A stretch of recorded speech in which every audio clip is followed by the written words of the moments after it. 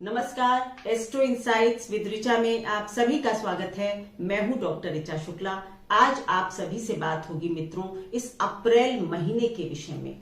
अप्रैल का महीना ज्योतिष शास्त्र के हिसाब से एक बहुत ही महत्वपूर्ण महीना होने जा रहा है। यूनिवर्स में भारी हलचल है क्योंकि इस महीने 3 बड़े ग्रह अपना राशि परिवर्तन कर रहे हैं। शनि, बृहस्पति और राहु केतु।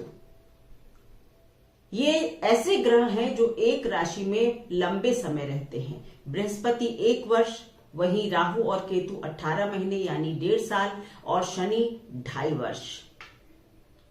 इन तीनों का परिवर्तन एक ही महीने में अप्रैल में है। उसी के साथ साथ सूर्य तो हर महीने ही परिवर्तन करते हैं, वो भी करने जा रहे हैं और उनके परिवर्तन में खास बात यह है कि अब वो उच्च के होने जा रहे हैं।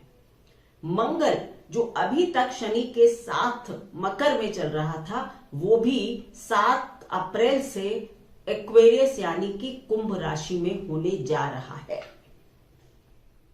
ये कुछ बड़े परिवर्तन ग्रहों के होने जा रहे हैं। आपको डेट्स जो है वो याद रखनी चाहिए। राहु केतु 12 अप्रैल को अपना स्थान परिवर्तन कर रहे हैं, बृहस्पति 13 अप्रैल को कर रहे हैं, सूर्य 14 अप्रैल को कर रहे हैं और शनि 28 अप्रैल को। आप देखिए ये जो 3 दिन यानी 12, 13, 14, ये इसकी एनर्जी आप खुद सोचिए कि किस तरह की एनर्जी होगी। बड़े ग्रह अपने एक साथ यूनिवर्स में शिफ्ट कर रहे हैं यानी कि परिवर्तन, कुछ हलचल होना तो अवश्यम भावी है, इनएविटेबल है। वहीं पर क्योंकि सूर्य और राहु एक साथ मेष राशि में होंगे, अप्रैल में ही वर्ष का पहला सूर्य ग्रहण होगा 30 अप्रैल को। यानी कि अप्रैल के महीने में जो हलचल है वो हम सभी को, ब्रह्मांड में हर किसी को प्रभावित करने वाली है। राहु का मेष राशि में जाना एक बड़ा परिवर्तन है, इसको मैं मानती हूं, क्योंकि 18 वर्ष लगाकर राहु पूरे 12 राशियों का भ्रमण करके अब 1.5 वर्ष के लिए मेष राशि में आ रहे हैं। यानी कभी भी जब कोई एक साइकिल पूरा होता है किसी भी ग्रह का, तो फिर वो एक बड़ा परिवर्तन होता है। जैसे कि शनि जब अपनी ही राशि मकर में अपना 30 वर्ष का चक्र पूरा करके आए, तो आपने देखा कि इस विश्व ने भयंकर परिणाम देखे। शनि ने मकर राशि में बैठकर गोचर करके पूरे विश्व को हिला दिया। शनि क्योंकि दंडाधिकारी हैं, न्याय के अधिकारी हैं, अतः आपने देखा कि किस तरह से लोगों को मजबूर कर दिया कि उनको प्रकृति के हिसाब से चलना होगा। हर के नीचे से जैसे कि एक जमीन, एक फाउंडेशन जो है वो खिसक गई। इसी तरह से राहु और केतु की जब एक्सिस चेंज होती है तब भी बड़े परिणाम देखने को मिलते हैं। राहु का मेष राशि में आना एक तरह से आप समझ लीजिए कि ये एक पैराडाइम शिफ्ट होगा। पैराडाइम शिफ्ट का मतलब होता है किसी भी चीज को देखने का नजरिया, उसको समझने का तरीका, किसी जीवन शैली के आप आदी थे उसको बदलने का समय, यानी कि time of change, time of shifting the energies. तो अप्रैल के महीने में ये होने जा रहा है। ये सारे गोचर, राहु केतु का गोचर, बृहस्पति का गोचर, शनि का गोचर, मैं ऑलरेडी इनके वीडियोस आज से 1-1.5 महीने पहले ही अपलोड कर चुकी हूं। उनके लिंक्स डिस्क्रिप्शन बॉक्स में है। आप लोग वो वीडियोस जरूर देखिए कि आप सबके ऊपर क्या परिणाम होगा। यहां पर मैं थोड़ा सा विश्व के स्तर पर क्या परिणाम होगा उस पर बात करूंगी और आप लोगों की मानसिकता यानी हम सभी की मानसिकता पर क्या असर होगा। तो मैं बात कर रही थी कि पैराडाइम शिफ्ट, नजरिए का शिफ्ट, एक लाइफस्टाइल, लाइफ को जीने का तरीका हम में से मैक्सिमम लोग, आप देखिएगा, एक भड़बड़ाहट होगी, एक बौखलाहट होगी कि आप क्या बदल दें अपने जीवन में, अपने जीवन को कैसे बेहतर कर दें।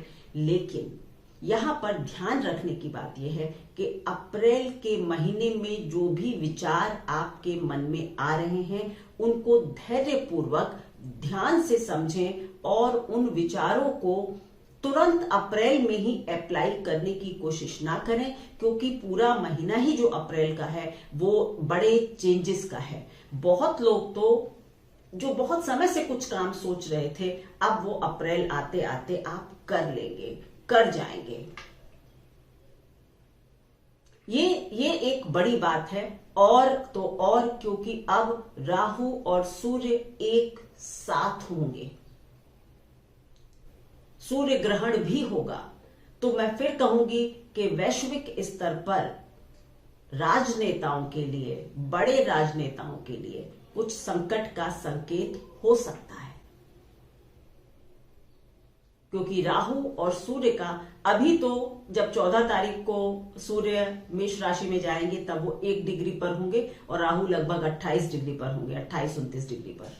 तब तो काफी दूर दूर है, लेकिन जैसे जैसे सूर्य राहु की तरफ बढ़ेगा, ये संकट वैश्विक स्तर पर विश्व के लीडर्स के लिए ये संकट का समय हो सकता है। सूर्य ग्रहण भी कुछ ऐसे ही परिणाम आगे दिखाने का संकेत दे रहा है। सूर्य ग्रहण पर मैं एक अलग वीडियो डालूंगी जिसमें आप सभी के लिए क्या प्रभाव होगा उसके बारे में बात करूंगी।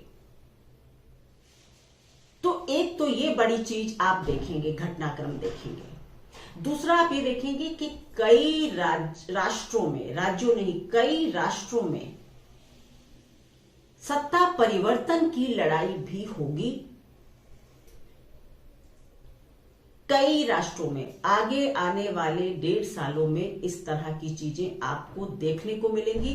बड़े बड़े देश, बड़े बड़े राष्ट्र अपनी जो नीतियां हैं वो बदलेंगे, बदलने को मजबूर होंगे।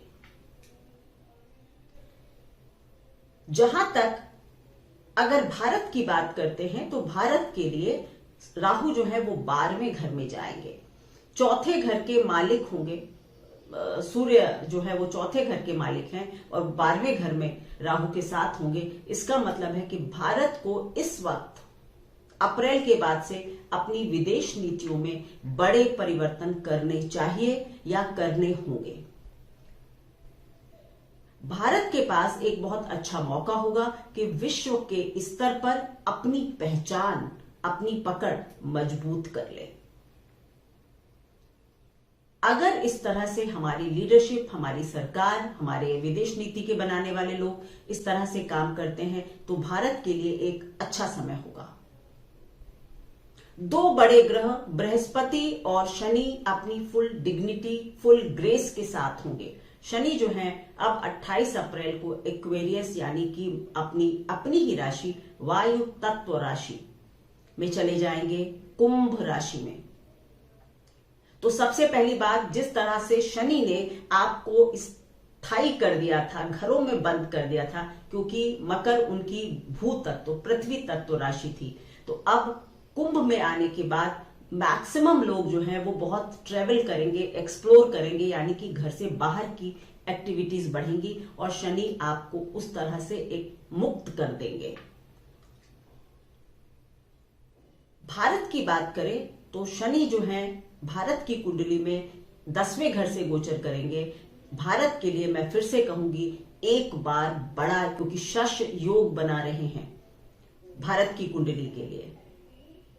वैसे जिनकी भी फिक्स्ड साइन यानी 2, 5, 8, 11 की कुंडली है, यानी वृषभ, सिंह, वृश्चिक और कुंभ, ये लग्न है अगर, तो आपके लिए शनि 2.5 साल के लिए शश योग बना रहे हैं। आपके पास खुद को साबित करने के, खुद को इंप्रूव करने के बहुत अच्छे मौके आएंगे और वही मौके भारत के लिए भी आ रहे हैं। विश्व पटल पर भारत की स्थिति मजबूत होगी, जैसा कि मैं पहले भी अपने कई वीडियोस में बता चुकी हूं कि जुलाई 2022 से भारत की स्थिति व्यापार की दृष्टि से भी अच्छी होगी। बाहर से काफी सारे फंड्स आएंगे, विदेश नीतियां बदलेंगी, भारत की स्थिति स्ट्रांग होगी। 7 अप्रैल से मंगल जो है वो शनि से दूर जा रहे हैं, यानी कि उनको छोड़कर और कुंभ राशि में जा रहे हैं। तो 7 के बाद ये जो युद्ध का सीन चल रहा है यूक्रेन वगैरह में, या जहां भी श्रीलंका में भी अनरेस्ट चल रहा है, थोड़ा सा आप देखेंगे कि युद्ध की स्थितियां वगैरह भी अब सुधरने की संभावना बनने लगेगी। इसलिए मंगल का जो गोचर है वो भी थोड़ा सा विश्व में शांति लेकर आ सकता है। बृहस्पति अच्छा, ये और बात है कि शनि जो है वो अभी सिर्फ अपना, जैसे कहते हैं ना कि कुंभ राशि का बस एक ट्रेलर दिखा देंगे और उसके बाद वो वापस फिर मकर में आएंगे। तो जो पूरा कुंभ राशि का प्रभाव है वो आप जनवरी 2023 से ही देख पाएंगे शनि का। लेकिन फिलहाल अभी जुलाई तक आपको कुछ चेंजेस जो है वो देखने को मिलेंगे। बृहस्पति जो है वो अपनी ही राशि में जा रहे हैं, मीन राशि में। देखिए, बृहस्पति का भी एक तरह से पूरा चक्र हो रहा है। तो ये जो बात है ना कि ग्रह जब पूरा चक्र करते हैं तो बृहस्पति जो है वो एक्सपेंशन देता है, एक्सपेंड करता है चीजें, आकाश तत्व है। तो जिनकी भी लग्न मिथुन, कन्या, धनु या फिर मीन है, उनके लिए ये बृहस्पति जो है वो हंस महापुरुष योग का निर्माण करेंगे। 1 वर्ष के लिए आपके पास खुद को री एस्टेब्लिश करने का एक अच्छा मौका होगा। बाकी सबके लिए क्या प्रभाव है, अलग अलग वीडियोस में मैंने बताए हैं, आप लोग उनको देख सकते हैं। तो यहां पर बृहस्पति की स्थिति स्ट्रांग होना, सूर्य की स्ट्रांग होना, साथ ही साथ में शनि की स्थिति 28 अप्रैल के बाद बदल जाएगी, स्ट्रांग हो जाएगी। तो हम कुछ पॉजिटिव चेंजेस की उम्मीद इस विश्व से कर सकते हैं। लेकिन ये सच है कि जब जब शनि मकर राशि में आते हैं 30 साल बाद, तो ये समझ लीजिए कि वो आमूल चूल परिवर्तन करते हैं इस धरती पर।